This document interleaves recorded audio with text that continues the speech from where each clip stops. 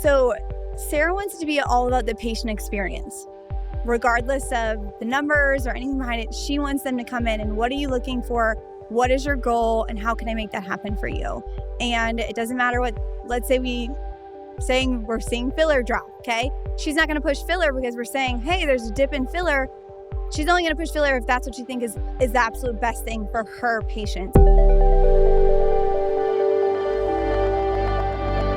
We are at AmSpa Vegas. I'm with MacKenzie, who is the manager of Refined Aesthetics, which was they joined Alpha Platform before you were on. Yes. I'm trying to remember. I think Sarah was partner number 3. Number 3, yeah. Okay. What year? Do you remember? 2023? 2023 or 2022? July. I came on in 2023 at the end of the year, and I think it was still in the newer integration phase into Alpha. So she was with us. I mean, that's when I was the director of integrations, director of operations. I was literally everything to everyone. So poor thing, she lasted through that. But now here we are on the other side of things. You've joined, which you've been an incredible addition to Refined Aesthetics. Thank you. I appreciate that. You said you started in 2023. Mm-hmm. So in that time, I mean, there's been an evolution. I think what's different, and you did not start in aesthetics. What's your background? So I taught first grade for years, and then I went into event production and customer care for a big cheer and dance competition company. So a lot of those things kind of connected. A lot of the customer care portion and dealing with a lot of things on the back end is what I was doing then. And when I met Sarah, I said I was going back to teaching, and she said, no, actually, I want you to come work for me instead. And I took the leap of faith and never looked back, and it was the best decision. I feel like I've learned so much in just a year and a half. Dude, you're like a sponge. Seriously. You seriously are. The way that you've taken to this industry is incredible. Not just to the industry. I wouldn't say that. Your level of business acumen to be like, oh, well, I was teaching first grade, and they're kind of very different lanes. Very. So what made you, I mean, I know that you had a relationship with Sarah, but what made you literally do this hard turn and hard shift from a lane of teaching, and you're still coaching, but a lane of teaching into business management? I knew I wanted to do something different. Teaching was not fulfilling me. I loved the event coordinating. I loved being responsible. I loved meeting lots of people. I worked with tons of customers, and I really loved building those relationships. Mm-hmm. And the thought of aesthetics, I mean, it does seem glitzy and glamorous, and it seemed like fun. And then you get in it, and you're you're like, but I feel like the slow transition from let's say dealing with parents to then in the next industry I was dealing with crazy cheer moms and cheer coaches, and so the thought of dealing with patients, the good, the bad, the ugly, didn't scare me. Paige said I had the need to know, so if I'm not good at something, you do have the need to know. I will keep digging until I figure it out, or I understand better, or I have a better understanding. So it was a fun new challenge for me in a space that I had known very little about besides the Botox that I got. Right. So it's been awesome. And I feel like I've learned so much from Sarah and you. I feel like you've been a huge mentor and someone I learn a lot from, and the podcast that I listen to. And we love it. We love it. So it's been a great transition. There's definitely challenges. But I think when you have a supportive team, whether it's an alpha team or, your injectors or the people that work beside you, I think that makes a huge difference. Yeah. So when you overcome or get to those challenges, you have those people that can help walk you through it. Right. You don't feel alone in that. You actually have a network. Mm-hmm. And I think that's a cool thing too. And I do want to talk some more about the different challenges, but what I think has been really cool and has been cool for me to see as an observer, I know that I'm in it, but it feels like an observer, is the Slack channels that we have now, which is being able to watch you guys just talk to each other. So it's even goes beyond. It's you come into the industry and then you have your local team that that you can rely on. And then even from the alpha team, you've got myself, you've got, whatever the director of operations to be able to reach to.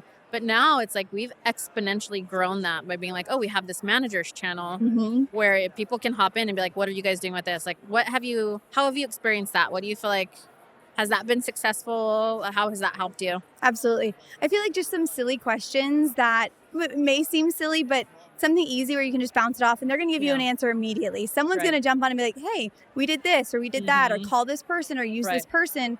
And it just takes so many steps out of the process where you just have so many people at your beck and call that can help you. Yeah. So like you said, beyond your little team, it's grown exponentially. Like absolutely. your team is so big because of Alpha, which I mean, to me, that's been my favorite part. Like I've loved being able to help and work with people like yourself, especially people like yourself, to be able to help mentor and grow. But now being able to see that turn into a community has been like giving me life.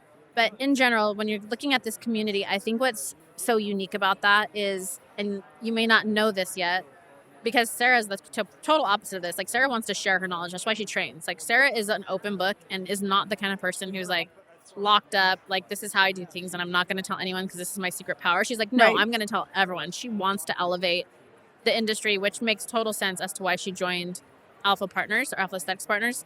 But in thinking about that in this industry, it's not like that. Like that's why we're also attracted to each other in that way, because in this industry, nobody wants to share their secrets. Nobody wants to share what they're doing. And it's so catty. It can be so catty that it's disappointing, because really when you have a platform like this, you can see how it elevates everyone. Right. You're not in the same city. You're not a competitor. Right. So I'll make you better and you make me better. And just like, help we'll me. all do this together. Right. Absolutely. What difference does it make if you tell me what product you use for this or that, and another? So I feel like that's been like a huge benefit for all of us to do that. In this transition from what you were doing previously to now doing aesthetics, what has been your biggest challenge? I think learning some of the back end of the business portion of things is something that I have kind of not struggled with, but that's been different for me, is learning all the business portions, which I love. And I love the numbers and figuring things out. But it does take time if you don't come from that background. I mean, I didn't major in business. And so there's a lot of pieces that I didn't have any knowledge on. So I would say just the back end of that has probably been the biggest challenge. I feel like the rest of it has been a pretty easy transition. And I love working with patients, and I love, that customer care side of things and meeting new people all the time and having those conversations and building those relationships. And now I know people's names when they walk in the door, and I could tell you, who they are and what they're coming in for. So it was just kind of the stuff on the back end that has been, I would say, the biggest challenge.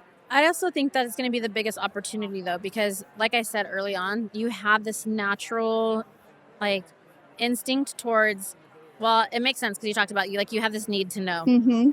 And so when you know MacKenzie, you know that it's a need to know. When you don't know MacKenzie, you're like, why is she pushing back? No, because she needs to know. Yes. But I love that, because once you do and it clicks, you like things to make sense. And once they make sense, you're like, I totally get it. I'm on board.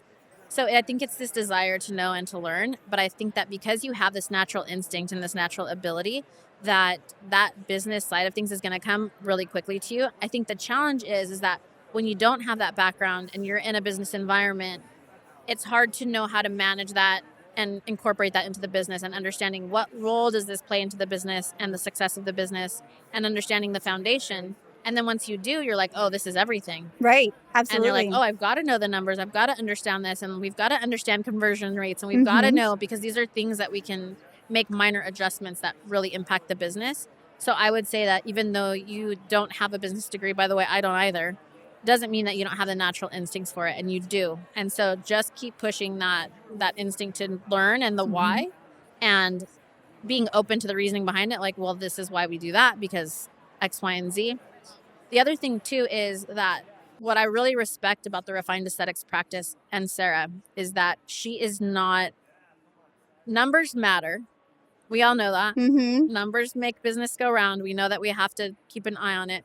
But Sarah is not... She doesn't want that to be the priority. Right. Because she wants the people first. Right. Talk a little bit about that, because I know that you can speak to that for her, too. So Sarah wants it to be all about the patient experience. Regardless of the numbers or anything behind it, she wants them to come in and, what are you looking for? What is your goal? And how can I make that happen for you? And it doesn't matter what, let's say we're seeing filler drop, okay? She's not going to push filler because we're saying, hey, there's a dip in filler. She's only going to push filler if that's what she thinks is the absolute best thing for her patients. And she feels the other providers, she wants them to do the same thing. She only wants them to give what the patients need, and make sure they have an enjoyable patient experience that's not pushy. That's just truly about them, about what they're looking for. The best results for them. Yes, the absolute best outcome, and how that. And I think her motto too is, if you do that, the numbers will follow. Absolutely. And she's proven that. Absolutely. It's absolutely true. So I think there's this level of balance too that when you're in business, which is understanding the numbers, sharing the numbers, but not making it all about the numbers. And I think that's the thing where it's like we find that balance, because I think you have some practices that are only all numbers, and then they freak out because they're not making their numbers, and then everybody feels that stress and that tension, and you lose the culture. So it's like, even if you're not sharing that with patients, if you're stressed out, your team is stressed out, the patient's going to feel that. Absolutely. You've affected the dynamic. So I think there's always this level of balance where it's like you have to understand how numbers impact the business. We have to understand margins. We have to understand, is this something we believe in? How can we affect change? Meaning that if lasers are down, how do we start advertising lights and lasers to help that? Because it is something we believe in. So it's that balance of not selling something just to sell it, Right. because you need it for the numbers. And it's the balance of, I don't want to talk about or look at numbers at all, because that can also have a negative impact. And I feel like you guys are a good balance of that. And especially as you're growing and learning the numbers and developing, like, we're getting even more of that balance to where it's like, okay, we can still have this foundational knowledge of what the numbers are and what we'd like to do. And then we can decide the narrative of how we express that to our employees. And then in turn, how patients feel that. And you're now like running this well-functioning business where everybody still feels good. Right. And even if it's something so little, so let's say conversion rates, right? We don't have to dive into the number, but if it seems lower than it should be, like, that's a conversation you can have. Like, what are the conversations you're having in these consultations? Why do we feel like they are or are not conversing? I'm sorry. And so just bringing it up and just making it a conversation. And hey, this is something I noticed. Yep. Not diving into the numbers, Right. not diving into the spreadsheets, even though I love a spreadsheet. Yes, so do I. It's a love language. I love it. Yes. But just bringing light to it, Yeah. and bringing it up as a conversation. I mean, we said, hey, filler's low. And we started talking to our reps, and that was something they were seeing across the board. And Yeah. maybe, that's something that they can start seeing when they're in the room as well. Right. And maybe they're bringing something else up instead. And we're starting to see a trend go differently. But just bringing it up in a slow way, or not even a slow way, just easing them into it. Easing them basically. into it. There you go. Yeah. Mm-hmm. But I think that is a matter of, like, you've got to know your people, because there are certain people that, like you said, you love spreadsheets. There could be people that love spreadsheets, and you can share spreadsheets with them and say, hey, here's what we're seeing, and it clicks. And other people are going to be totally averse to that.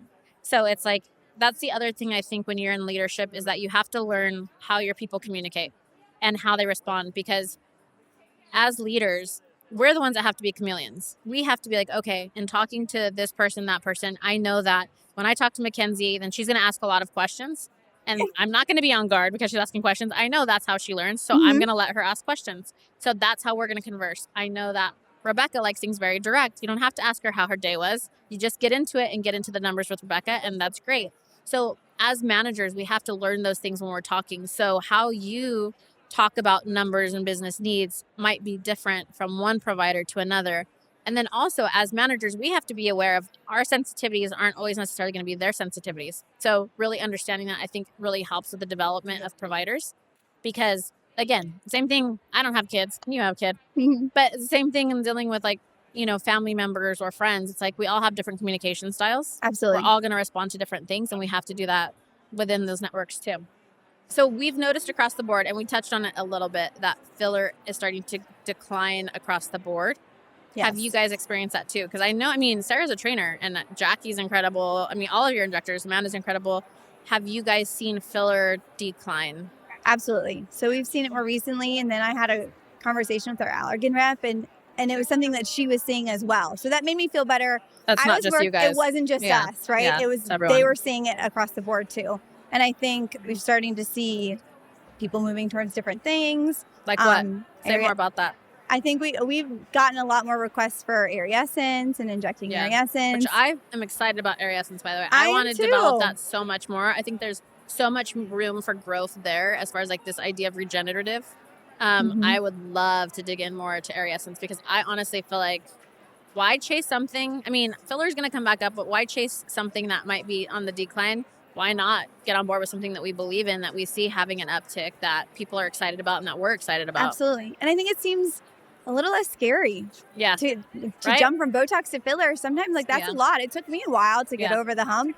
But I feel like that kind of seems like something right in the middle. Yeah. Where you're like, okay, this seems safe. Like, I feel like this might work for You're me. like, it's helping regenerate something that I already have. Absolutely, right? So it's a good kind of step in that direction to maybe get them more comfortable to be like, okay, I did that. Mhm. Maybe fillers next after that. Yeah. So Yes. I think that's the important piece about numbers too, is that it's important to look at numbers. This is the power of numbers. So let's just say books are light, and then you look at numbers and you're able to look year over year, and you're like, oh, we're actually doing better than last year. Well, then you avoid those panic attacks, those freakouts. Or you look at the numbers in decline and you're able to have conversations where you don't take it personal, because sometimes we do. We're not performing. We're like, oh, is it us? Right, absolutely. You're able to have a bigger conversation of, oh, fillers down across the board. Instead of chasing that, actually, how do we supplement? And how are we okay with the fact that filler's down? Be okay with it, that it's going to come up. We're okay with it. And then how do we go to, oh, well, but we really love Air Essence. Let's lean into it. So it's not that we're like, guess that revenue's gone. Right. It's kind of like, oh, we're going to not see that revenue there. Let's get it back somewhere else. Yeah. Exactly. And that's numbers and business acumen. Mhm. So you guys are doing awesome. Thank you. You know that I love you. You know I love Sarah. Sarah, you're listening. I love you. I'm sorry that you're feeling sick. But you guys are just going to continue to kill it and do more. And Sarah did an incredible job hiring you, because I honestly see so much potential for you. Thank you. You guys are going to love your new DO. She's incredible too. Yay, I'm excited. I'm excited for Also, you guys to hang the out with her. very short time that I've spent with Janelle, she's She's phenomenal. amazing, right? She's amazing. I know. I actually feel like I probably annoy her a little bit because No, I doubt it. like you said, use her, Yeah. learn from her, and I totally have. And we speak very little, and I walk away with so much knowledge good. from her. Yeah. And that all week long, I'm thinking of things. I'm like, what can I ask? What can we talk Do about? it. What can I learn more about? Yeah. And every time we just like, our time is filled. And every time I walk Good. away with so much. Good. And she's been like so phenomenal. I'm not ready to let her go. And that's how it should be. And I don't think that you guys should. I think the way that you should look at this, and I've kept saying this too about me, which is like, we are your support system. Like, just because you have someone who's like your director of operations for the East Coast does not mean that's the only person that you guys have to talk to. Like, you I obviously will know still that. call you if I need you. Like, you obviously know that. Call me, Slack me. Same thing with Janelle. Like, we love helping. That's why we came to Alpha. Mhm. So keep asking us. I will. Keep calling I us. will. We got you, girl. I know we got you do. Inspector Gadget. That's me.